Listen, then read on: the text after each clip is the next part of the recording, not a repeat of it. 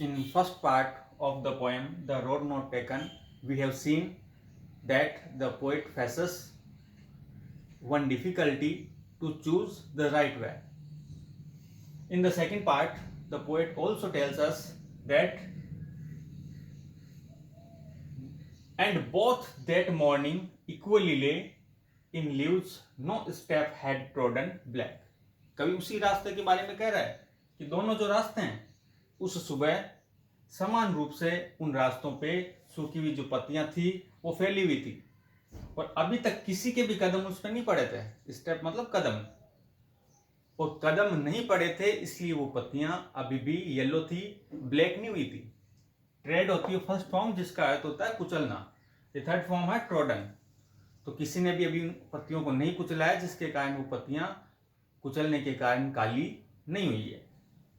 ओह अरे I kept the first for another day, अरे मैंने पहला वाला जो रास्ता था उसको किसी अन्य दिन के लिए रख लिया।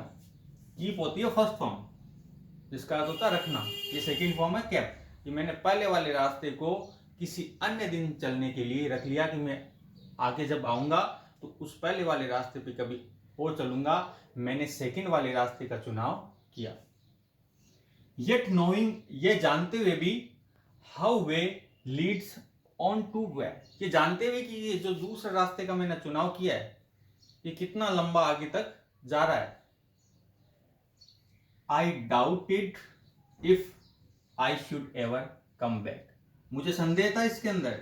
डाउटेड का मतलब संदेह होना, कि मुझे संदेह था कि मैं पहले वाले रास्ते का जिसको रख रखा है कि मैं क्या कभी लौट कर आऊंगा और उस रास्ते के ऊपर चलने का काम करूंगा। यानी कवि कहना चाहता है कि मैंने एक बार चॉइस कर ली तो हो सकता है मुझे बाद में उस चॉइस के कारण पहला वाला विकल्प कभी आगे मौजूद मुझे नहीं मिले। I shall be telling this with a sigh, और हो सकता है मैं ये एक बात भविष्य में बता रहा होऊंगा विद साई, साई का अर्थ होता है आहा भरते हुए। समवेयर एजेज एंड एजेज, सालों साल बाद, हेंस का मतलब है आगे, तो आगे सालों साल बाद मैं ये बात बता रहा होऊंगा। Two roads diverged in a wood, कि एक बार मैं जंगल से गुजर रहा था, वहां पे दो रास्ते थे वो विभाजित थे। एंड आई, और मैंने, I took the one less travelled, मैंने जो रास्ता था जिसपे लोग कम चले थे उस रास्ते का मैंने चुनाव किया है। And that has made all the difference, और इसी के कारण आज मैं इस स्थिति में मौजूद हूं। तो हमारा जो कवि है रॉबर्ट फ्रॉस्ट, वो हमारे को भी एक बात ये बताना चाहता है कि हमारे भी जीवन के अंदर विभिन्न प्रकार की परिस्थितियां आती है जिसके अंदर हमारे को चुनाव करना होता है कि हमारे को कौन से रास्ते पे जाना है।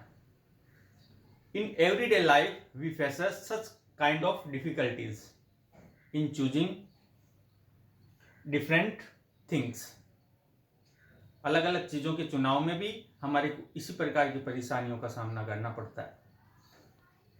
तो कभी भी हमारे को किसी भी चीज के चुनाव करने से पहले अवश्य हमारे को सोच लेना चाहिए कि हमारे को बाद में दूसरा विकल्प नहीं मिलेगा, तो हमको अवश्य ही सोच समझ कर उस चीज का चुनाव करना चाहिए। Thank you.